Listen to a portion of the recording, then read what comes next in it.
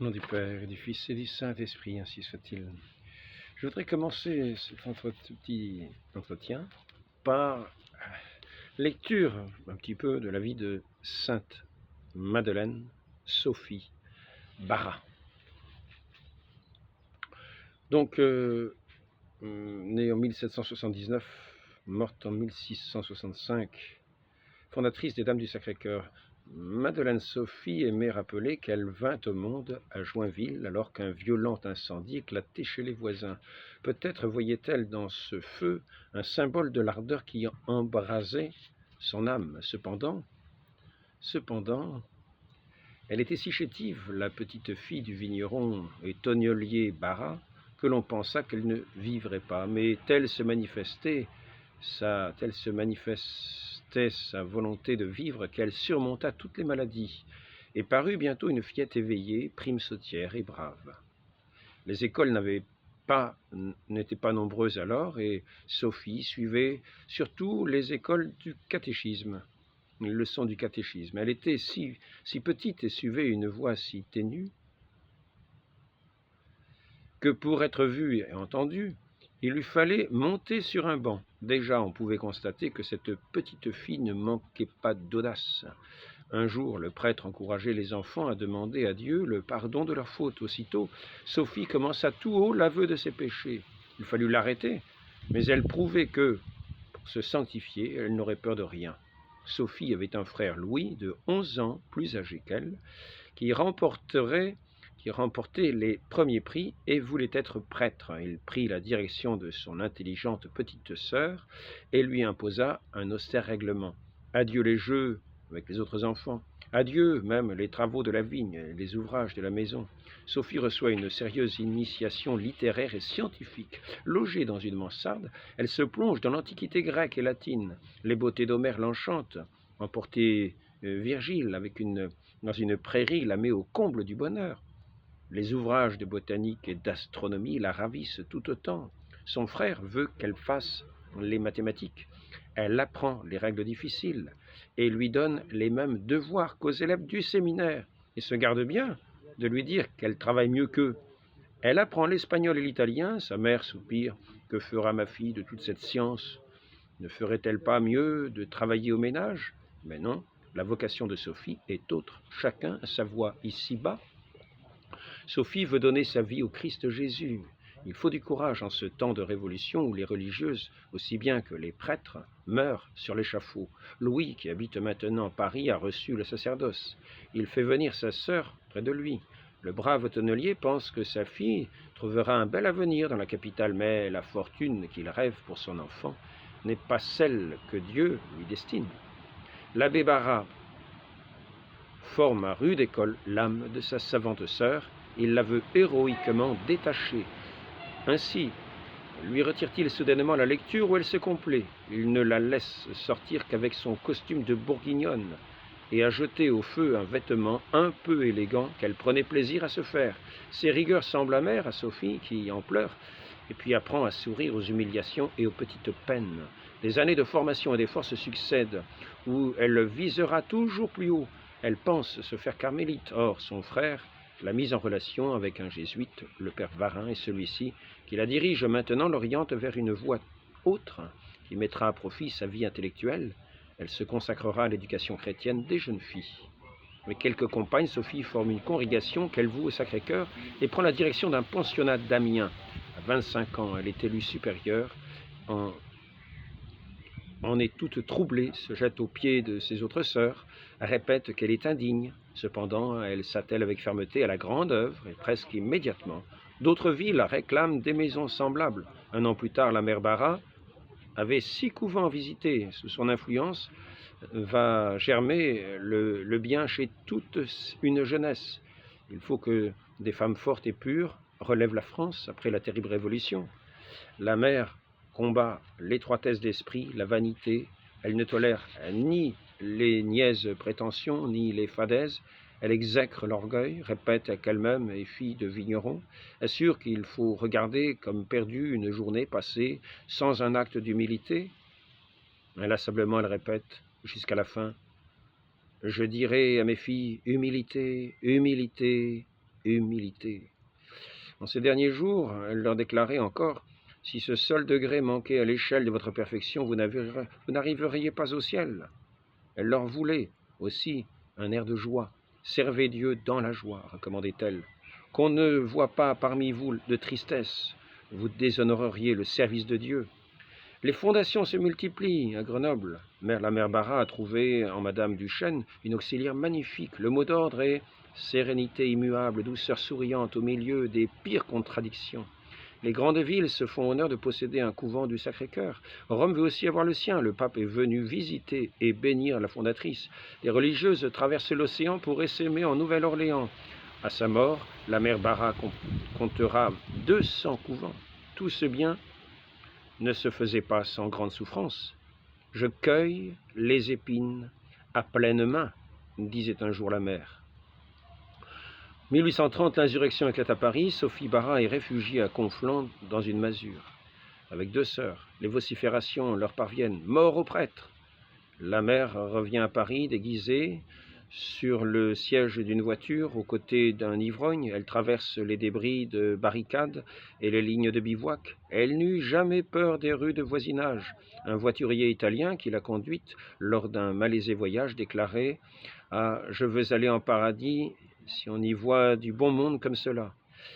Allant visiter ses novices en Suisse, la mère s'est foulé le pied. Il lui en restera une infirmité et une longue souffrance, mais qui n'entravera pas ses voyages. Partout conseillant et consolant, elle a témoigné d'un dévouement héroïque lors d'une épidémie de choléra. Plusieurs de ses filles en meurent. Sophie pleure, mais les larmes ne feront jamais échec à sa confiance.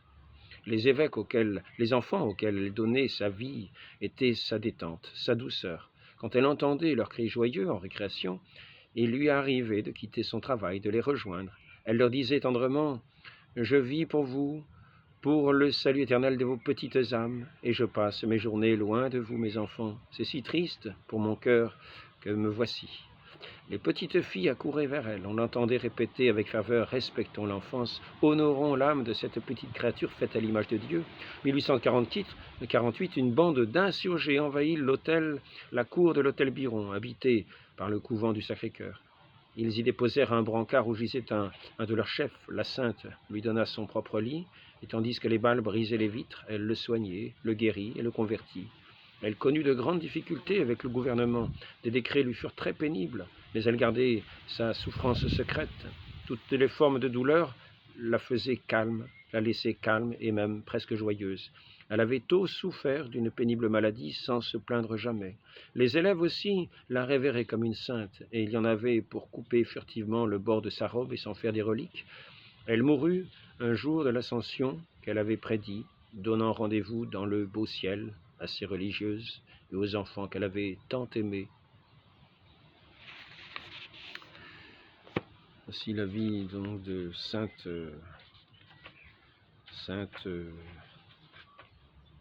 Madeleine Sophie Barra.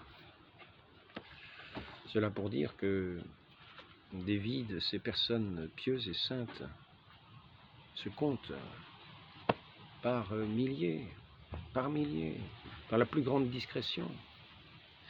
Je dis cela parce que j'ai lu tout à l'heure, je lisais aujourd'hui un commentaire, ça va être le sujet un petit peu de cet entretien, un commentaire où il était dit pour le reste, je connais précisément l'histoire, il n'est à peu près faite que de légendes, de manipulations, perversions et perverses. Mis de côté quelques personnages comme Saint François, et des gens banals, mais oui, nous voyons qu'il y avait des grands héroïsmes qui ont animé le cœur de quantité de gens, de quantité d'enfants de l'Église, de quantité de gens qui, à la suite du Christ, ont été embrasés de son feu, cet amour divin, et qui ont donné leur vie, qui s'est consumée comme un feu dans les souffrances, Sainte Thérèse, me semble-t-il, Sainte Thérèse de Villars, ou souffrir ou mourir. On voit que la souffrance était l'aliment de l'amour. Ils offraient leur vie dans les plus grandes peines, mais par charité, dans la charité de ce Dieu qui, par amour pour nous, a donné sa vie nous a donné sa vie, a donné sa vie sur la croix, au milieu des souffrances et du calvaire, honni par tous ceux qui l'entouraient, dans le mépris, la méconnaissance, la trahison, ce qui semblait être un abandon. Cette ville de Jérusalem qui, quelques jours avant, l'acclamait comme étant le roi qui devait venir. Donc je voudrais montrer un petit peu le fond de cette interrogation de cette personne, qui fait ce partage sur ce commentaire. Elle se désole, se remarque, elle se désole d'une certaine manière de voir que je connais précisément l'histoire, ce n'est pas ça. Si le monde est bien une création divine, comment se fait-il que du début à la fin, tout le monde y bouffe tout le monde, sous tous les rapports? Tout le monde y bouffe tout le monde. Nous venons de voir dans la vie de cette sainte que cette dame, que cette sainte, cette religieuse, qui a donné sa vie, n'y bouffait pas tout le monde, sous tous les rapports. Il est vrai que le désordre dû au péché, fait que on s'entre-dévore comme des rapaces, les uns les autres, mais pour ceux qui sont sous cette coupe du péché, qui vivent dans ce désordre des passions. Pour le reste, elle dit, cette personne, réalité élémentaire et réelle, la chaîne alimentaire. C'est-à-dire que c'est vrai que ce monde, nous pouvons le considérer de différentes manières, sous différents aspects. Certains vont vous mettre le monde, non pas sous l'angle de vue d'une chaîne alimentaire, mais par exemple, ils le mettront sous un code informatique. Oui, non, 1, 2, 1, 2, 1, 2, ou bien sous forme mathématique. Tout ce qu'on peut considérer, tout ce qu'on peut voir du monde sera mis sous forme de chiffres. On peut aussi considérer le monde sous forme, par exemple, on pourrait très bien prendre sous le monde de ce qu'on appelle en général l'infiniment petit. C'est simplement une échelle de grandeur, et nous ne verrons pas les choses de la même manière. Nous ne verrons plus du tout les choses de la même manière. Si nous regardons le monde dans la dimension de l'infiniment petit, nous ne verrons pas les atomes qui se mangent les uns les autres.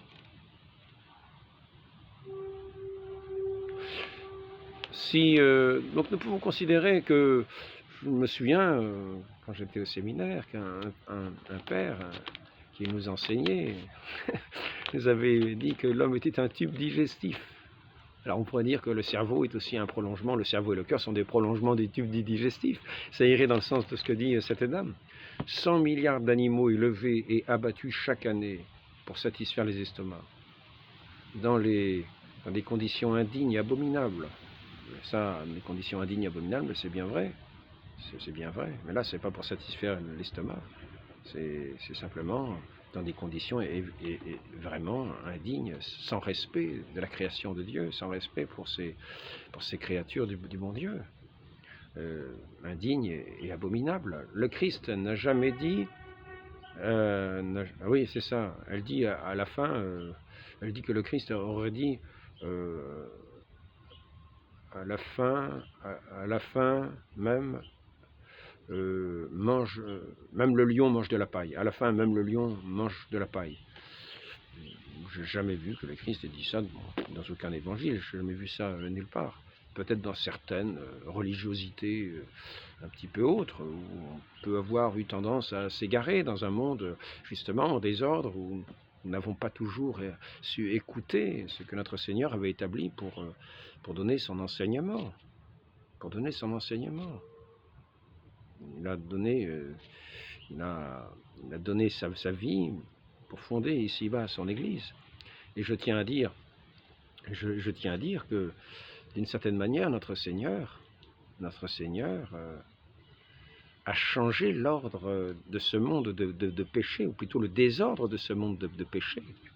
pour le ramener justement à un ordre, un ordre divin, pour le ramener dans l'ordre divin, le rétablir dans l'ordre divin, dans l'ordre de cet amour de Dieu, dans l'ordre de cette vie, de cet amour de Dieu qui, qui se manifeste à travers les créatures, à travers les rapports entre les créatures, qui s'est manifesté dans un certain ordre dans l'Église. Et donc, il nous faut, dans la prudence, demeurer dans cet ordre établi par notre Seigneur, par notre Dieu, et ne pas vouloir révolutionner l'Église en prétendant à une intelligence qui serait plus intelligente que celle que notre Dieu veut nous donner à entendre. L'ordre divin, c'est l'amour de Dieu, le véritable amour de Dieu qui vient remplir les cœurs. C'est ce que sur la croix, lorsque le Christ a donné sa vie, il nous a témoigné de cet amour. Et parce que nous donnons notre foi à notre Dieu, qui est mort, il a été crucifié, il a été outragé, il a subi des souffrances que peu pourraient supporter, d'ailleurs, qu'on ne supporte pas, puisqu'on en meurt de ces souffrances. Et la mort, d'une certaine façon, est la fin de ces souffrances.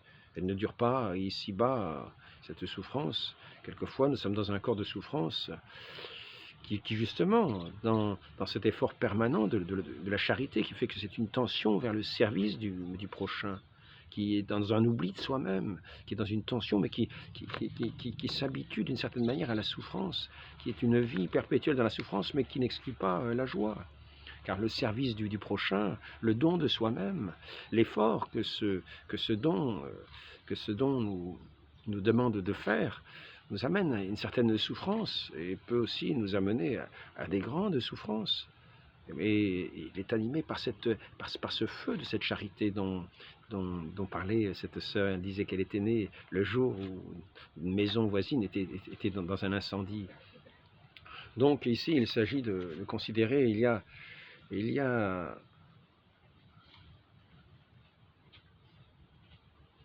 donc ce qui semble poser question à cette personne, c'est le fait que nous serions comme dans un grand, il semble avoir lu l'expression, un grand charnier. Un grand charnier. Je croyais l'avoir écrit, je me rends compte que je n'ai peut-être pas bien écrit ça. Donc c'est ça, voilà, un immense charnier qui ne dit pas son nom. C'est une façon de considérer. Je peux vous montrer le grand charnier où nous sommes. Regardez cet arbre. Semble-t-il que c'est un charnier? Bon, regardez ces plantes et ce paysage. Vous semble-t-il que ça ressemble à un charnier? Vous allez dire, ils se nourrissent de nutriments qui sont dans la terre. Maintenant, vous allez considérer peut-être que le bon Dieu aurait mieux fait de ne faire que des cailloux, sans âme, que des pierres qui ne se mangeaient pas les unes les autres, que de choses telles que nous connaissons. Parce que même les plantes, elles vont se nourrir de minéraux dans la terre. Elles vont se nourrir des minéraux, de cette eau qui descend. Mais les plantes sont des végétaux. Et notre Dieu nous a fait avec une âme, avec un corps qui vient animer cette âme. Et d'ailleurs, il a fait les animaux aussi, comme l'enseigne par exemple le catéchisme de Saint Vincent de Paul, un catéchisme tout simple. Les animaux n'ont-ils pas aussi une âme? Si, mais il y a bien de la différence entre l'âme de l'homme et l'âme de la bête. L'âme de l'homme est raisonnable, c'est-à-dire elle est capable de connaître Dieu, elle est capable de connaître les proportions, disons, les rapports entre ce qui constitue la création, les rapports des différents éléments entre eux, les rapports des conséquences. Et les animaux les apprennent d'une certaine façon, mais ce n'est pas ce même esprit raisonnable. Ce n'est pas... Nous pouvons bien voir sous l'aspect de la raison la différence. Pour ma part, je dis que quand l'homme déchoit de la grâce de Dieu, rejette la vérité, il tombe dans la folie. On dit qu'il devient insensé, c'est-à-dire que la vie n'a plus de sens, il n'arrive plus à à structurer dans son intelligence, comment dire, dans sa pensée, un certain ordre raisonnable, mais véritablement raisonnable, non pas insensé, c'est-à-dire montrer cette hiérarchie de cet ordre divin, Dieu, puis ensuite ceux qui sont faits à cette image de Dieu, capables de le connaître. Et puis ensuite, après ça, les animaux qui sont simplement... d'abord, il y a les anges qui sont immatériels, qui ne se mangent pas entre eux.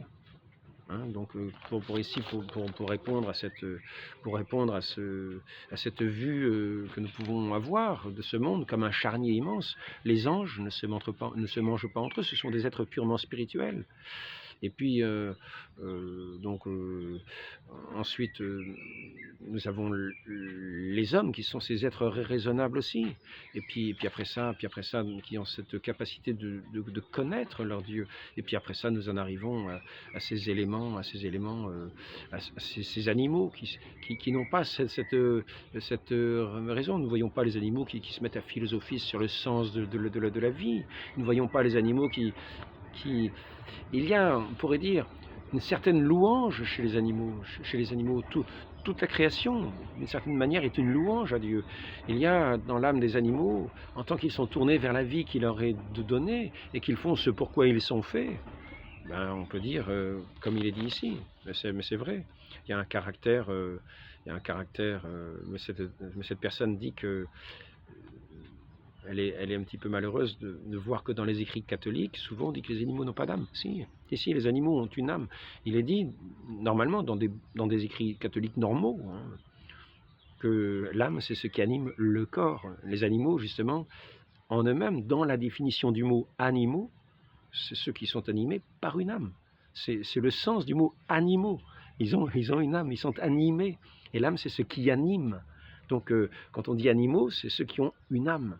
Donc l'homme est d'une certaine manière aussi est tourné dans ce règne animal, en ce sens qu'il est animé par une âme.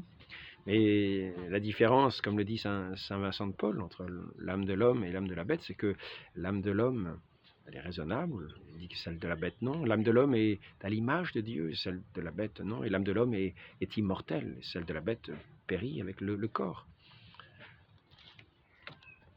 Et nous voyons, c'est vrai, des traits remarquables chez les animaux. Et notre Seigneur ne méprise pas les animaux. Quand il parle des petits oiseaux, de la providence de Dieu qui s'établit sur toute la création, que ce soit sur les fleurs des champs, que ce soit sur les oiseaux. Et toute cette la providence se régit jusqu'au moindre cheveu. Et les oiseaux ne sont pas déconsidérés dans cette création.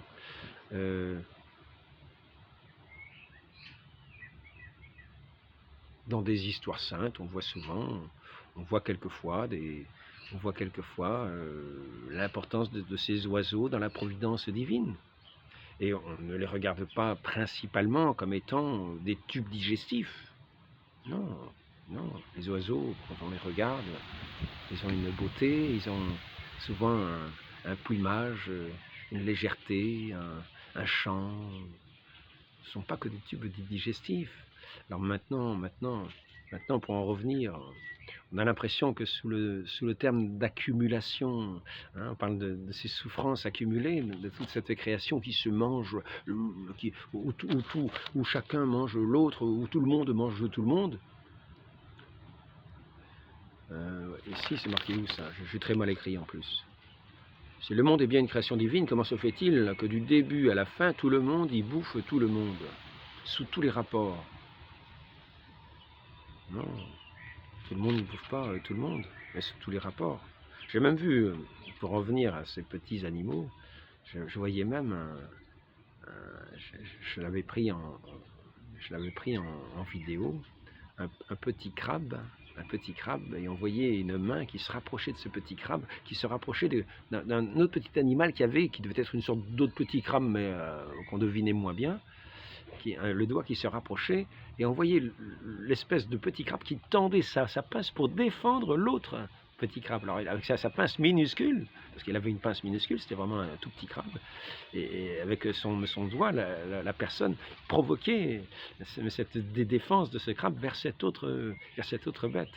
Et on voit quelquefois des choses merveilleuses avec les animaux, des animaux qui viennent défendre leur maître, ou des choses extraordinaires, toutes sortes de choses extraordinaires. Si on veut bien regarder la création, n'y voyons pas que des tubes digestifs de toutes sortes de bêtes qui se mangent uniquement les unes les autres.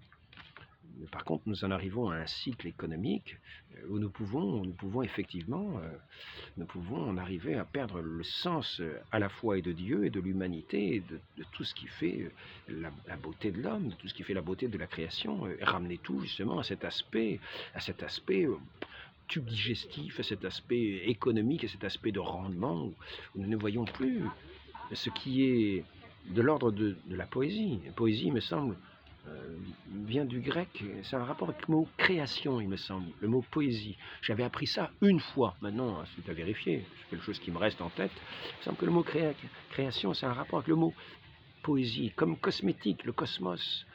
Quand on dit des produits cosmétiques, ce sont des produits, je crois bien, de beauté. Mais le cosmos, il y a un aspect de beauté dans le cosmos.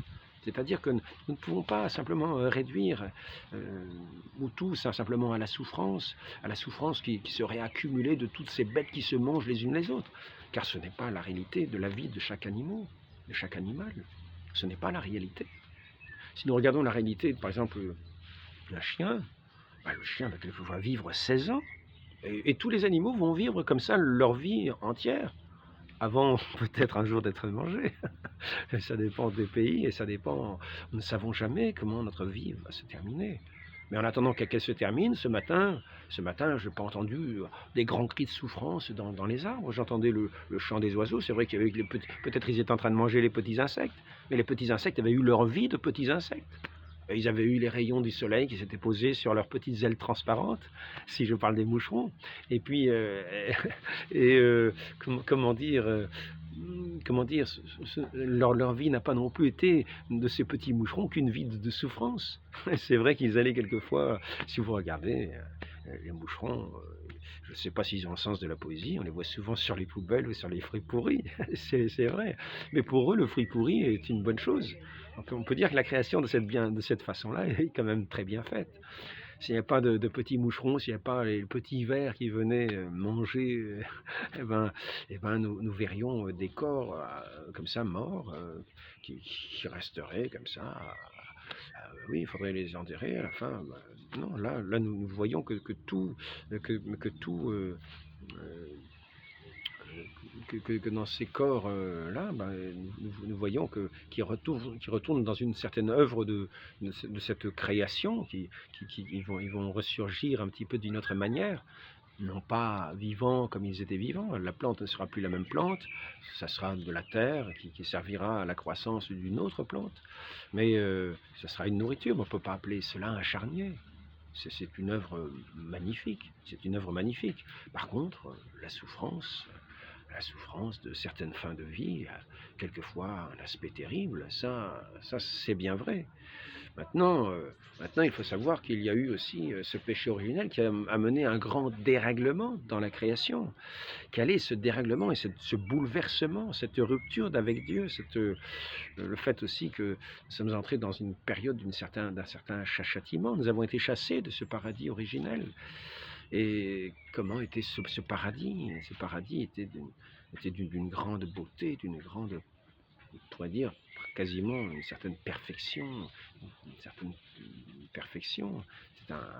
C'était ce qu'on appelle le paradis terrestre. Et il y a eu ce désordre qui a été entraîné par le péché. C'est pourquoi on dit souvent qu'un péché, c'est un désordre. C'est un désordre, on dit un désordre grave. Parce que les choses ne sont plus faites dans l'ordre pour lequel elles sont faites, elles sont créées dans une certaine perspective. Et le désordre consiste justement à ce qu'elles enjambent d'une certaine façon, les choses créées enjambent les limites qui leur sont assignées, et les limites qui leur sont assignées, en particulier dans ce qui est de la raison humaine. Le fait de ne plus entrer dans cette amitié de Dieu, d'avoir rompu avec lui, de ne plus être à son écoute, de ne plus participer à cette œuvre divine, mais d'aller contre cette œuvre, c'est-à-dire faire œuvre du désordre, aller contre l'œuvre divine, et une œuvre à la fois extérieurement, mais à la fois parce que l'intérieur souvent correspond à l'extérieur. C'est pour cela que la vertu rejaillit à l'extérieur, dans le corps. C'est pour ça que par exemple, le sourire est l'expression d'une âme, sainte. Certains sourires, parce que certains autres sourires sont l'expression d'un vice, peuvent être l'expression d'un vice, mais nous voyons une expression de sainteté sur certains sourires. Nous voyons la beauté de ce sourire, comme une âme pure qui sourit à son Dieu. Ce qui est au-dedans transparaît souvent au dehors. C'est ce que notre Seigneur aussi dit, quand il dit que les yeux sont les fenêtres de l'âme. Et cela ne veut pas dire que nous voyons l'âme, mais il nous donne à laisser transparaître la beauté de l'âme. Et si les yeux sont sombres, quelle âme assombrie. Mais il ne faut pas nous attendre à ce qu'en vivant dans le péché, ne vivant pas dans l'écoute de Dieu, refusant d'entendre cette œuvre de salut que notre Seigneur a rétablie sur terre par le mérite de sa passion, de sa souffrance, de son sang versé, qui est venu briser pour toujours les chaînes du péché et de la mort, pour ceux qui lui accordent sa foi, qui d'une certaine manière sont greffés par la foi et l'amour à leur Dieu, au Christ, qui sont les membres de son corps, qui participent à son divin esprit, qui est cet esprit de Dieu, qui est cet esprit d'amour, qui est cet esprit de charité que nous avons vu. Il vivait dans cette dame, dans cette sœur, dans cette sainte. Aujourd'hui, là, c'est Sainte Jeanne d'Arc. Sainte Jeanne d'Arc. On ne peut pas dire que ce soit non plus une légende. On ne peut pas dire que ce soit non plus une légende. Il y a eu une enquête comme nous n'avons jamais eu, avec des interrogatoires comme nous n'avons jamais eu, avec des témoignages comme nous en avons rarement sur la vie d'une personne. Il y a eu 4 procès sur la vie de Jeanne d'Arc. 4 procès, c'est une des personnes dont nous avons le plus de détails dans sa vie, pour la connaître. Ces phrases, nous les avons écrites, elles sont écrites dans ces procès. Nous avons ces réponses extraordinaires, quasiment prises en direct. Donc nous ne pouvons pas dire que la vie de tous ces saints, ce sont des falsifications, ce sont des... Donc pour en revenir maintenant, nous en sommes dans ce cycle, je voulais en revenir dans cette vidéo, c'est-à-dire c'est le regard que nous posons qui est important, le regard que nous posons. Nous pouvons poser ce regard en disant « Ah oui, le monde est une grande chaîne alimentaire », mais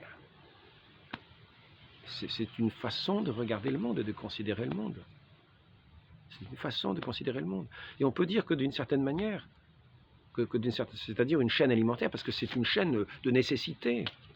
On peut dire que d'une certaine manière, cette chaîne comme je l'ai dit, ce n'est déjà pas vrai. Si on parle des anges, qui sont des êtres immatériels qui n'ont pas de corps, ils ne se mangent pas entre eux. Par contre, ils se combattent.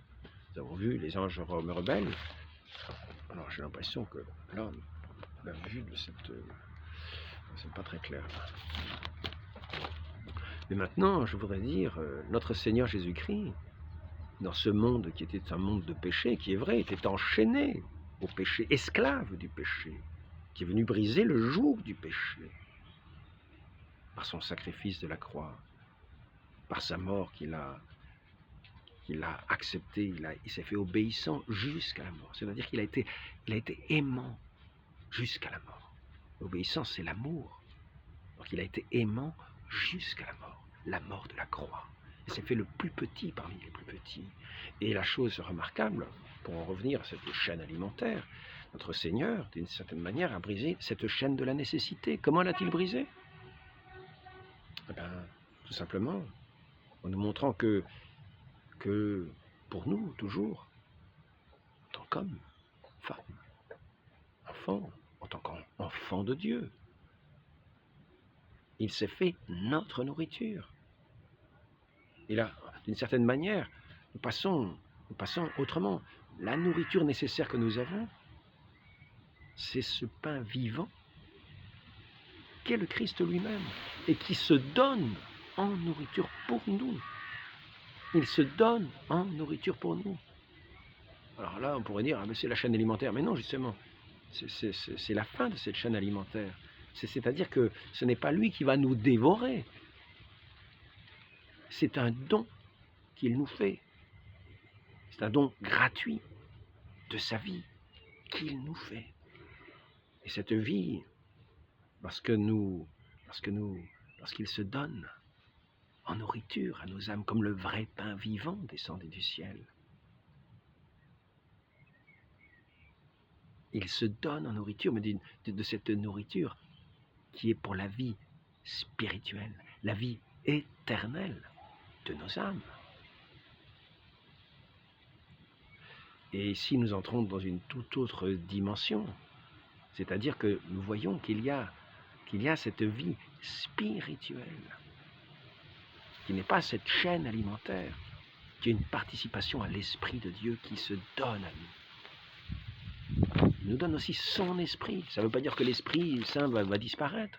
Ça ne veut pas dire que l'Esprit Saint, ça va être un cadavre. Non. Cet Esprit Saint se donne à nous. Et lorsque notre Seigneur, Jésus-Christ, notre Dieu, se donne à nous,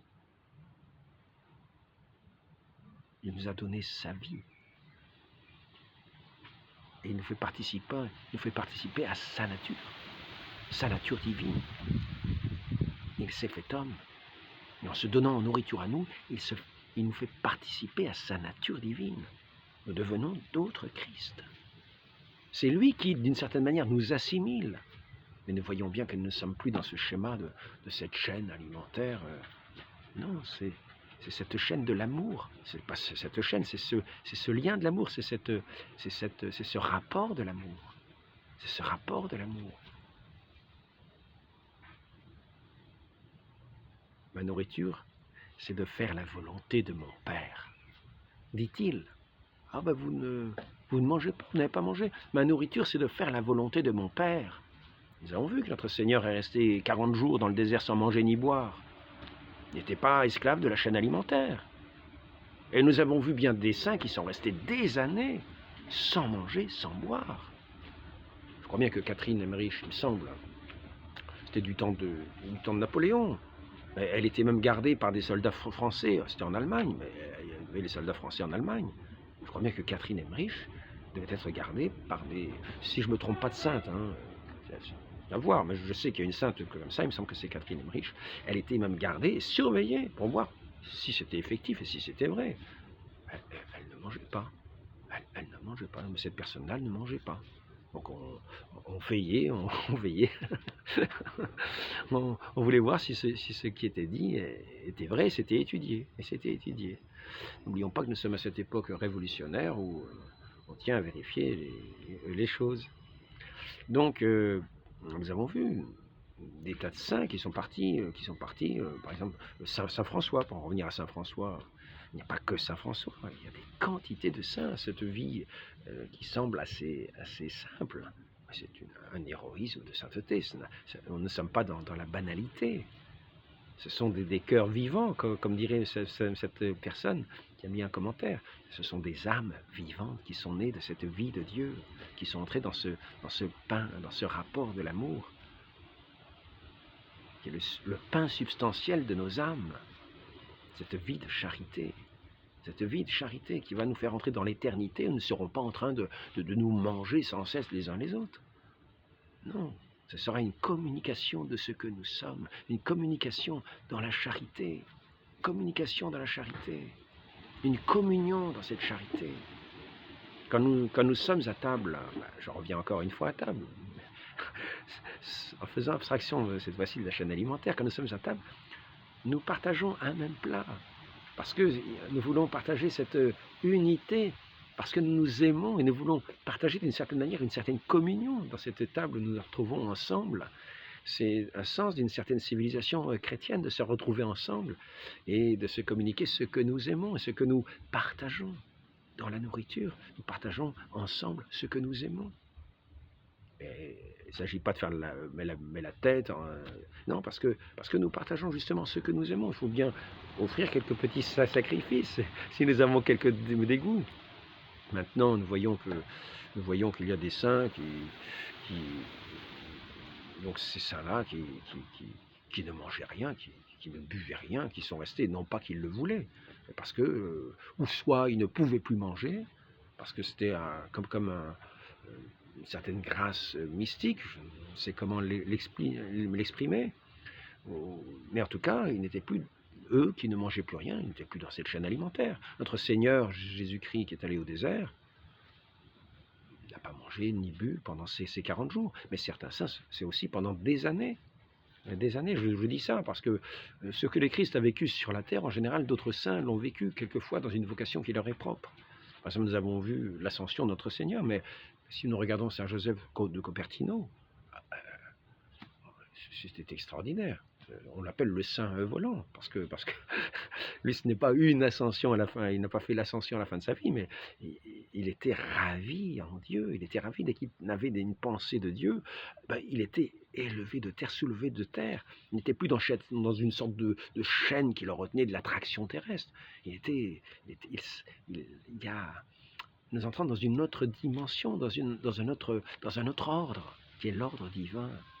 Nous sommes plus sous l'esclavage de ce monde. Nous sommes dans cette vie en Dieu véritable, où Dieu peut agir dans ses créatures, où Dieu peut agir dans ses enfants de prédilection, mais aussi dans tous ses enfants d'une manière plus ou moins voyante, plus ou moins perceptible.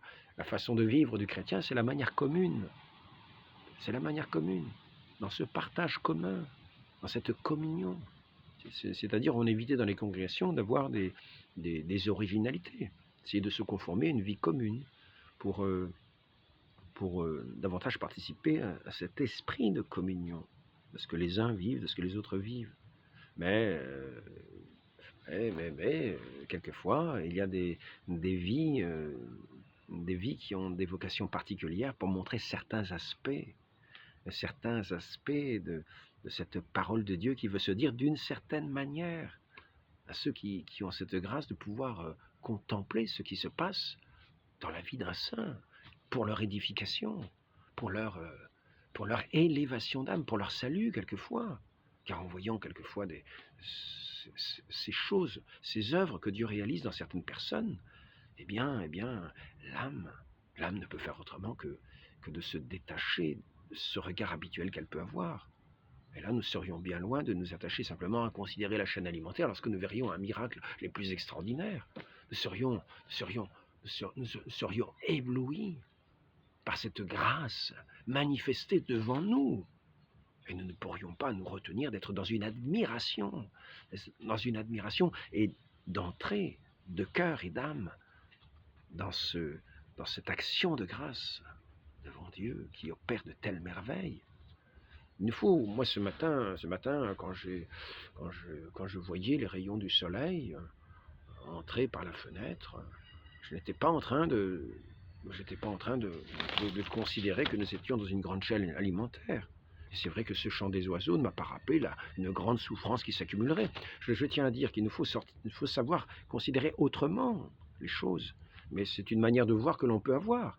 Mais il ne faut pas perdre, si nous avons une manière de voir un petit peu de ce genre, si nous entrons dans cette manière de voir qui est peut-être un regard biaisé, parce que nous avons une façon de voir qui réduit tout à un aspect particulier. Dire que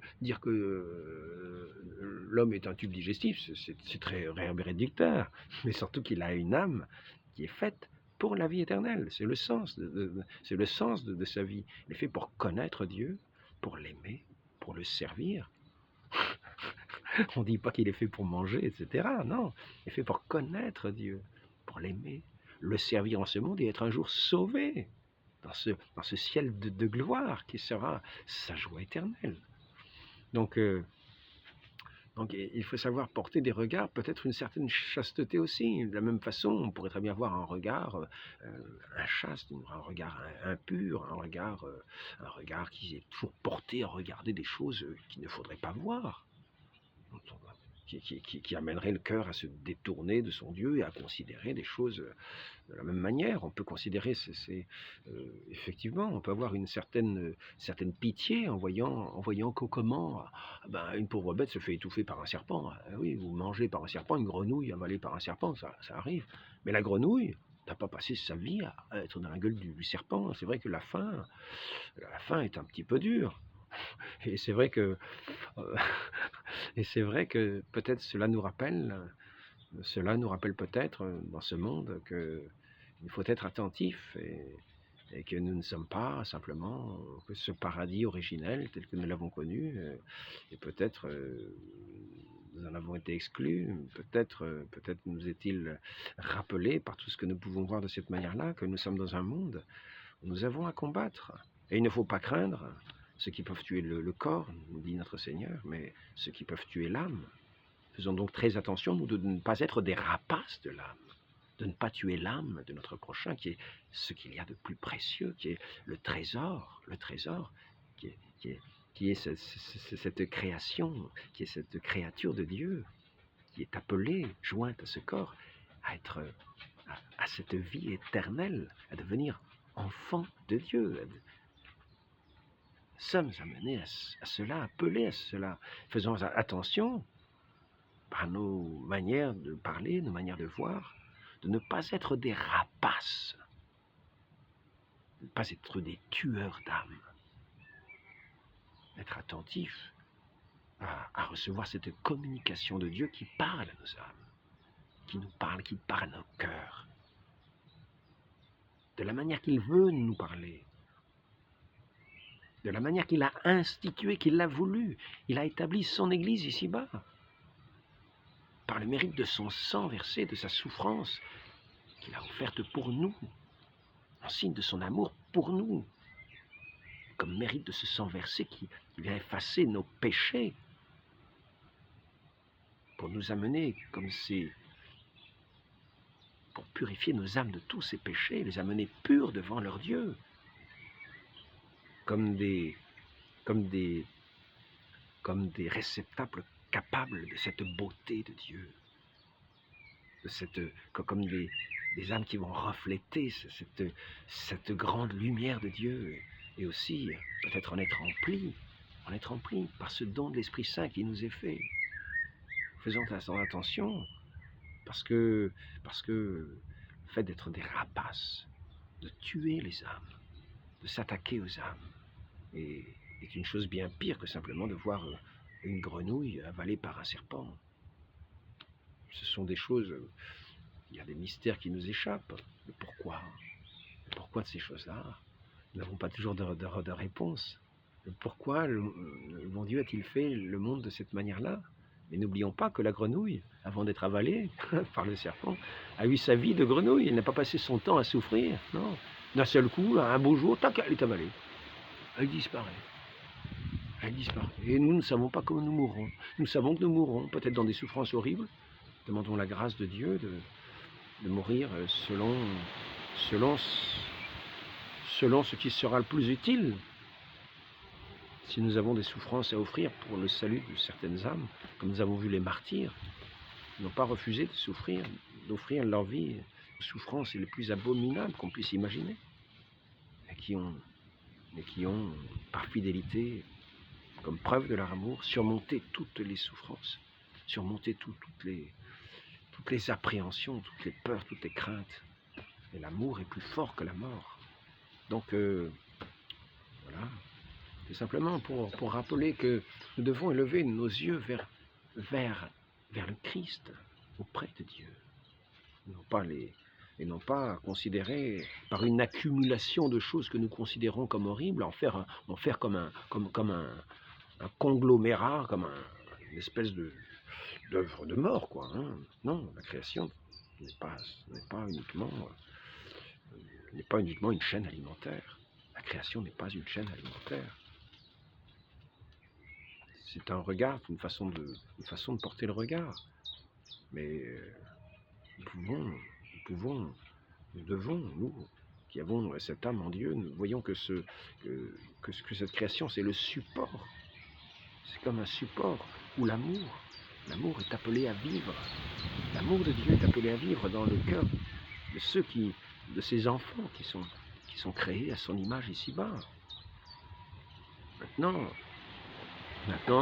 il est vrai que le péché a mené un désordre,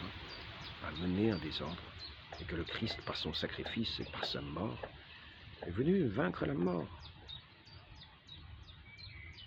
Il a donné sa vie. Il est mort pour nous. Dans sa résurrection, il a vaincu la mort. Il nous amène, quelquefois par des souffrances les plus grandes, à passer dans cette gloire éternelle. Et c'est saint Paul qui nous rappelle la chose suivante. Les souffrances d'ici-bas sont sans comparaison avec cette gloire éternelle. Donc faisons attention au séducteur qui veut séduire nos âmes par quelque façon, par quelques considérations sur ce monde.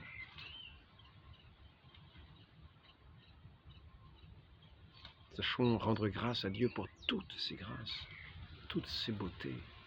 Regardons la beauté de la création.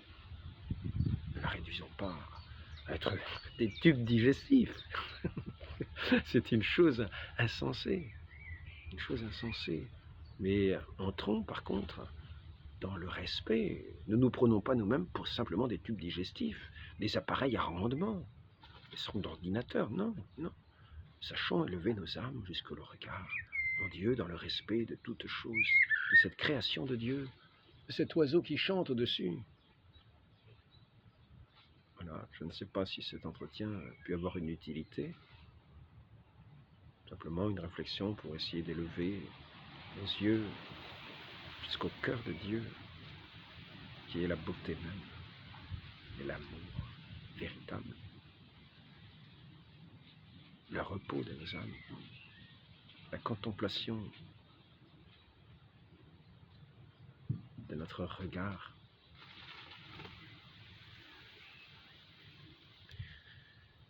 Demandons cette grâce d'un cœur, de ce cœur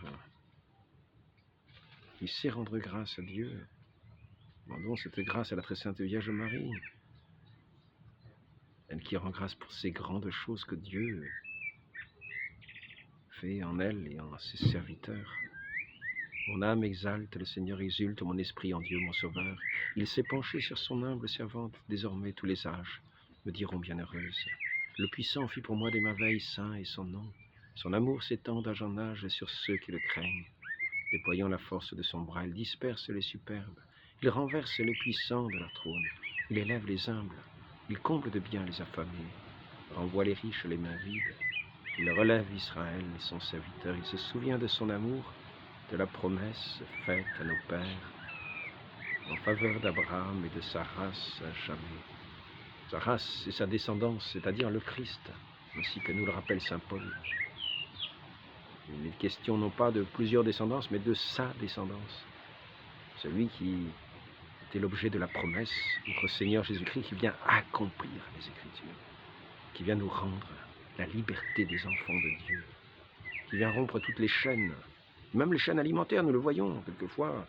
Nous voyons ces saints qui vivent dans une abstinence totale, non pas forcément volontairement. Notre Seigneur qui vient, lui, se donner en nourriture comme le vrai pain vivant de nos âmes pour la vie éternelle, ainsi soit-il. Au nom du Père et du Fils et du Saint-Esprit, ainsi soit-il.